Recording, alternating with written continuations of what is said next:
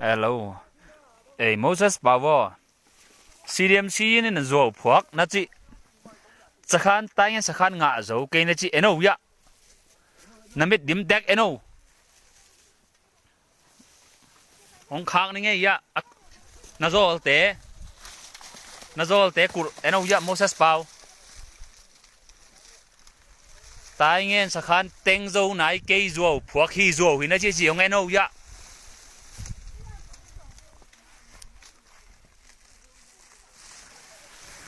Ôi tặng nè nó Moses bao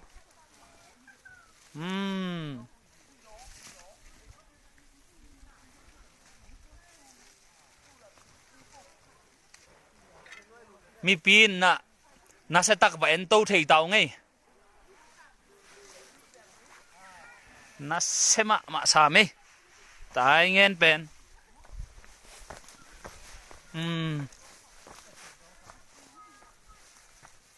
biếc pasien hong zo pi mai ke le mi ei tha to pen zo ding pen ai thei nghiat lo ma hi mo ke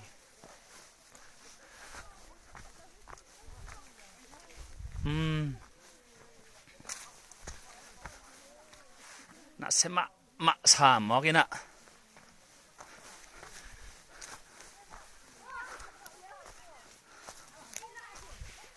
Moses Bawin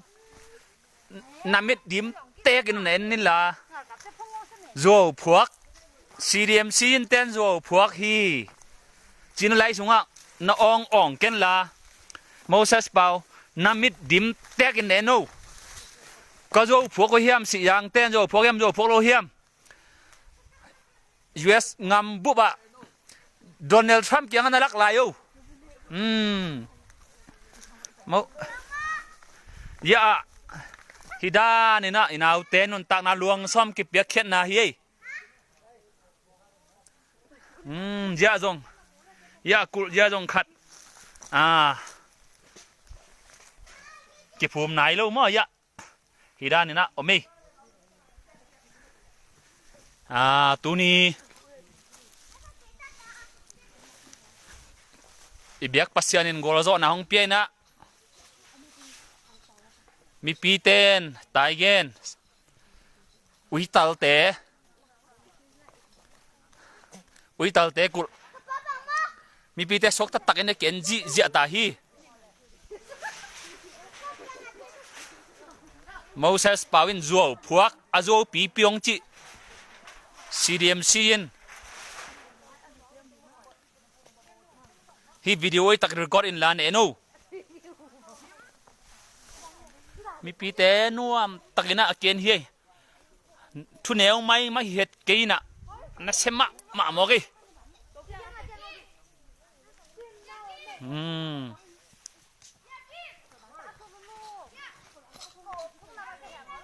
den chang khanga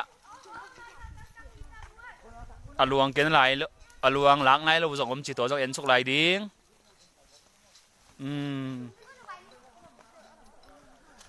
senang pi yesu nga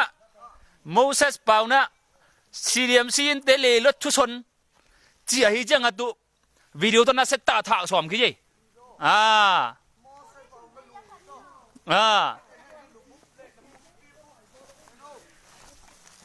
CDMC rang te zo phuak nong chi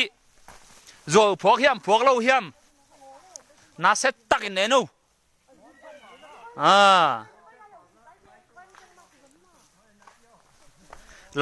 lai sunga Moses Pau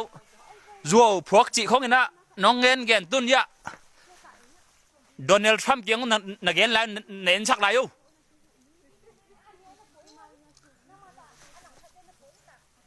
ui tal te sakhan hi mi pin nga nai ke azo pi piu hi na chi chi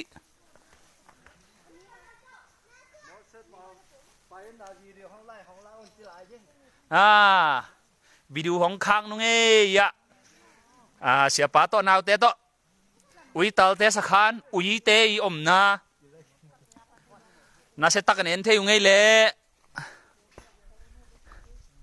ấy te hong ke mongom pi biak pasianin